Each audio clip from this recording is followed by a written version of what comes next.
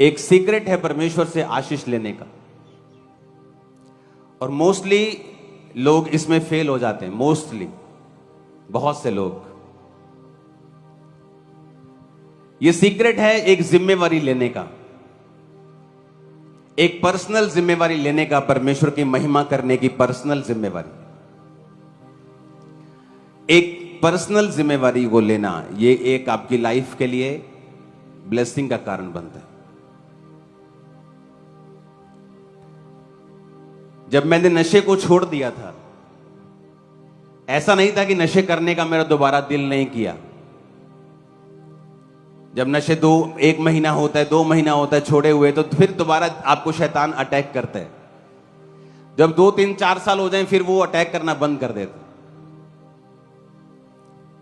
लेकिन मुझे मालूम था कि मैं टेस्टिमनी देता हूं कि मैंने नशे छोड़ दिए हैं, तो ये पर्सनल जिम्मेवारी थी मेरी, अपनी गवाही को मेंटेन करके रखना और उसे बना के रखना। और जब आप परमेश्वर की महिमा करने की जिम्मेवारी पर्सनल ले लेते हैं कि अगर मैं चोरी करूंगा तो यह परमेश्वर की महिमा नहीं होगी, अगर मैं व्यभिचार करूंगा तो यह परमेश्वर की महिमा नहीं होगी, मैंने पर्सनल जिम्मेवारी परमेश्वर की महिमा करने की नहीं ली है, वहां पर आप चूक कर जाते हैं।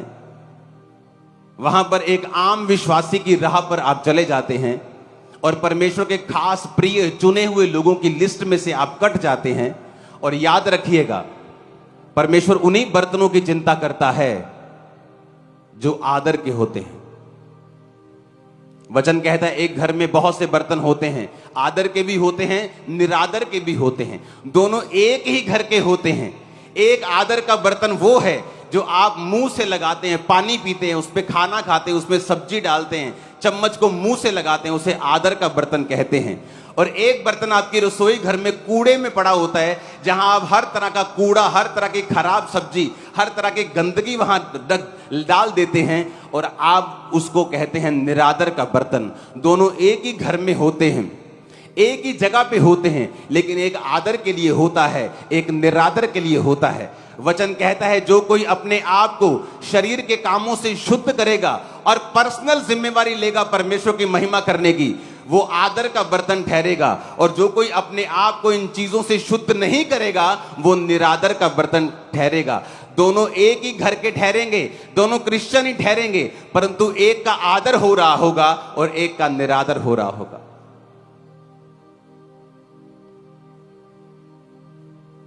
आप बॉर्न क्रिश्चियन, बहुत सी फैमिली जो पुराने समय की क्रिश्चियंस हैं, कई फैमिलीज इतनी श्रापित हैं, इतनी ज्यादा कर्स, इतनी ज्यादा बीमारियां, इतनी ज्यादा रोग, इतनी प्रॉब्लम्स हैं उनकी लाइफ में, जितनी अन्य जातियों की लाइफ में भी नहीं है। क्यों? क्योंकि वचन को जानकर भी जब अनजान बन जाना, डर जाना, झुक जाना किसी के आगे, कुछ भी खा लेना, कहीं भी चले जाना क्योंकि आपका बॉस नाराज ना हो जाए, चोरी करना क्योंकि आपका घर नहीं चल सकता, व्यभिचार करना क्योंकि आप जवान हैं, ये बात प्रूफ करती है कि आप आदर के बर्तन फिर नहीं बन सकते। फिर परमेश्वर आपकी केयर नहीं करता। जिस गाड़ी में, जिस बाइक पे आप आए हैं, अगर वो सही चलता है तो आप उसकी सर्विस करते हैं, संभाल के रखते हैं, क्योंकि वो आपको सही समय पे सही जगह पे लेके जाता है। लेकिन जब वो खराबी करने लगे, वो बिक जाता है। जब वो ठीक ना हो तो कबाड़ी के पास बिक जाता है और वहां कबाड़ी उसकी सर्विस नहीं करता, उसको ठीक नहीं करता, बल्कि उस पर मिट्टी पड़ती जाती है, क्योंकि वो सिर्फ वहां एक लोहे की तरह पड़ा है। जिन विश्वासियों ने परमेश्वर की महिमा नहीं की है, वो सिर्फ एक कबाड़ी के पास पड़े हुए एक बाइक की तरह है, एक खराब एसी की तरह है, कि जिसका जो काम था उसने वो नहीं किया, अब ये कबाड़ की तरह पड़ा है। और कबाड़ में पड़ी हुई चीजों की सर्विस नहीं होती, कबाड़ में पड़ी हुई चीजों की क्लीनिंग नहीं होती, उनका ध्यान नहीं रखा जाता, वो एक निरादर की तरह पड़ी रहती है। तो चॉइस आपकी है, चुनाव परमेश्वर ने आपको दिया है कि तू आदर का बर्तन बनना चाहता है या तू निरादर का बर्तन बनना चाहता है। हालेलुया। कलीसिया का जन्म हुआ रास्ता दिखाने के लिए। कलीसिया, बाइबल कहती है, एक नमक की तरह है। आप एक रास्ता दिखाने वाले लोग हैं, आप एक अगुवे हैं, तो अगुवे के ऊपर ज्यादा जिम्मेवारी होती है। जब कोई टीम हारती है तो उसके कप्तान को जाके कमेंट्री करनी पड़ती है, 2 मिनट इंटरव्यू होती है। तो कप्तान को जिम्मेवारी लेनी पड़ती है। और जब एक टीम जीतती है तो ट्रॉफी भी सबसे पहले कप्तान के हाथ में आती है, और ट्रॉफी भी सबसे पहले उसी को दी जाती है और उसी को इंटरव्यू के लिए बुलाया जाता है। अगुवे के पास एक जिम्मेवारी होती है, अपनी लाइफ को किस तरह से मेंटेन रखना है डिस्ट्रैक्शंस के बावजूद भी। और बाइबल कहती है आप इस जगत की ज्योति हैं, आप अपनी फैमिली में एक ज्योति हैं, एक अगुवे हैं, अपने अपने अपने मोहल्ले में, अपने नगर में एक अगुवे की तरह हैं। अगर आप क्रिश्चियन हैं तो लोग आपको देखते हैं कि आप मसीह हैं, तो क्या आपके काम ऐसे हैं कि जब लोग आपकी ओर देखें तो खुदा की महिमा करें? अगर आपको भी चुगलियां करनी है दूसरी औरतों की तरह जो मोहल्ले में करती हैं, और वैसे आप क्रिश्चियन हैं, तो आप परमेश्वर की महिमा नहीं कर रहे हो। लेकिन जब आप उनमें बैठेंगी और ऐसी चुगलियां शुरू होंगी, ऐसी बातें जो बाइबल के खिलाफ हैं, और आप उन्हें रोक देंगी कि मैं इन बातों का बहन जी हिस्सा नहीं बन सकती, खुदा की महिमा होगी। और जब परमेश्वर आपको अपनी महिमा करता हुआ देखेगा, आपकी लाइफ को ब्लेस करेगा, दूसरों से श्रेष्ठ करेगा, ऊपर करेगा, आदर का बर्तन वो आपको बनाएगा। आप जहां भी जिस मर्जी पोजीशन पे नीचे से नीचे क्यों ना हो, वो आपको ऊंचाई पे लेके जाएगा। लेकिन क्या आप उसकी महिमा करने के लिए तैयार हैं? आप एक फैक्ट्री में काम करते हैं जहां आप ही की तरह एक मसीही चोरी करता है और वो आपको भी चोरी करने के लिए कह रहा है। क्या आप उसके जाल में फंसते हैं, या आप परमेश्वर के वचन को अपने दिल में संभाले हुए हैं? सुनते वचन सब हैं, सब वचन सुन लेते हैं, मान भी लेते हैं, हाँ ठीक है, लेकिन बाइबल कहती है वचन सुनने वाला और उसे ना मानने वाला उस व्यक्ति के समान है जो अपना मुंह शीशे में देखता है और जब थोड़ी दूर चला जाता है तो भूल जाता है मैं कैसा था। लेकिन वचन को सुनकर वचन को मानने वाला उस व्यक्ति के समान है जो अपना मुंह शीशे में देखता है और उसे याद रखता है कि मैं कैसा था। वो भूलता नहीं है, और रिजल्ट भी उन्हीं की लाइफ में आता है जो वचन सुन लेते हैं और साइलेंट टाइम पर, काम के समय, घर पर, अपने बेडरूम में, अपनी लाइफ में, अपने काम के टाइम, अपने स्कूल में, अपने कॉलेज में, अपने वर्क प्लेस के ऊपर, जब आप उस वचन को मानते हैं, परमेश्वर को अपना साक्षी मानकर आप वचन से हटते नहीं हैं, तो परमेश्वर कहता है मैं तुम्हें आदर का बर्तन बनाऊंगा, मैं तुम्हें आशीषित करूंगा, तू अन्य जातियों से श्रेष्ठ होगा, मैं तुम्हें सिर बनाऊंगा, पूंछ नहीं बनाऊंगा, मैं कोई रोग जो मिस्रियों के ऊपर दिए मैं वो रोग तुम्हारे ऊपर नहीं दूंगा, कोई शैतान तुम पर कब्जा नहीं कर पाएगा, तुम पर कर्जा नहीं हो पाएगा। सब वायदे फिर वो कहता है कि तुम्हारी लाइफ में मैं पूरे करूंगा जो मैंने तुम्हारे साथ किए थे। हालेलुया, ऊंची आवाज में हालेलुया बोलो। तो क्या हम पर्सनल जिम्मेवारी लेने के लिए परमेश्वर की तैयार हैं कि जब लोग आपको देखते हैं कि आप एक मसीही हैं, आपके ऊपर एक जिम्मेवारी भी आती है। कई बार ऐसा देखते हैं कि जब एक व्यक्ति को कप्तान बना दिया जाता है टीम का, तो फिर वो आलस छोड़ देता है, उसे पता है मैं कप्तान बन गया हूं तो मुझ पे जिम्मेवारी है। लेकिन जब कप्तान जिम्मेवारी नहीं उठाता, एक क्वायर लीडर जब जिम्मेवारी नहीं उठाता, तो वचन कहता है परमेश्वर उसे हटा देता है। जब एक हेड वॉलंटियर जिम्मेवारी नहीं उठाता, तो वचन कहता है परमेश्वर उसे हटा देता है।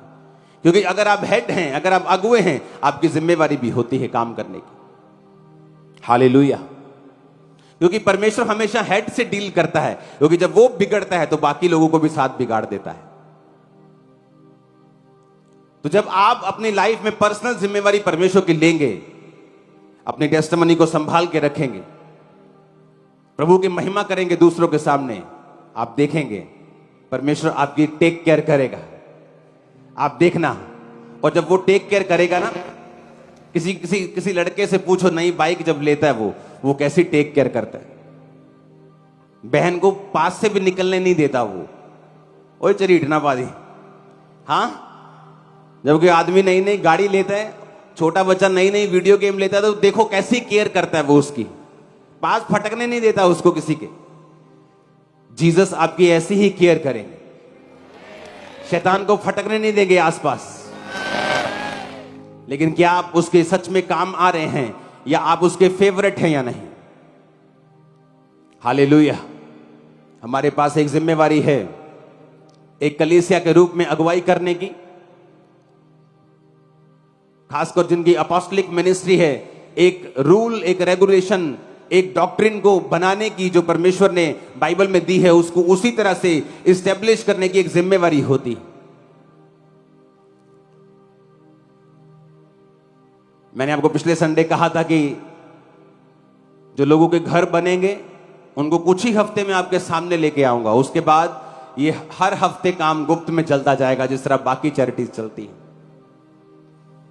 ताकि लोगों को मालूम हो जाए कि चर्चेस का जन्म इसलिए होता है कि वो गरीबों का ध्यान रखें, जो प्रिविलेज नहीं हैं उनका ध्यान रखें, सुसमाचार को फैलाएं, जलते हुए दीपकों की तरह हमेशा दिखाई दें, एक जिम्मेवारी निभाएं जो परमेश्वर ने उनको दी है।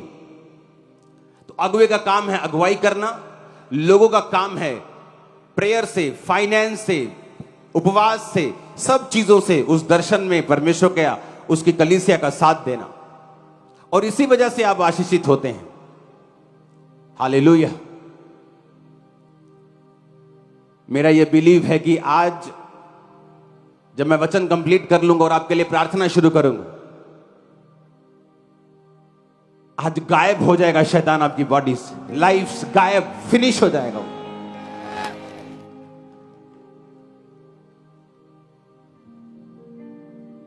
हालेलुया। अपने हाथों को उठा, बोलो सर्वशक्तिमान पिता, आज से मैं पर्सनल जिम्मेवारी लेता हूं तेरे नाम की महिमा करने की, अपनी गवाही को बनाए रखने की मैं जिम्मेवारी लेता हूं। प्रभु यीशु मसीह के सामर्थी नाम में हम मांगते हैं। तारीफ करो जोर से जोर से जोर से।